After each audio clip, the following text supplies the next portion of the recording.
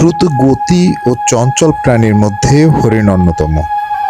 পোষা প্রাণীর মধ্যে ছাগল যে এত দ্রুত এবং চঞ্চল তা এই ছাগলের দুরন্তপনা দেখে বোঝা যায়। হয়তো কাছাকাছি প্রজাতি হওয়াতে হরিণের জিনগত কিছু প্রভাব ছাগলের মধ্যেও রয়েছে। অসাধারণ ছাগলের লম্ফজম্ফ মনে হলো হরিণেরই ফটোকপি।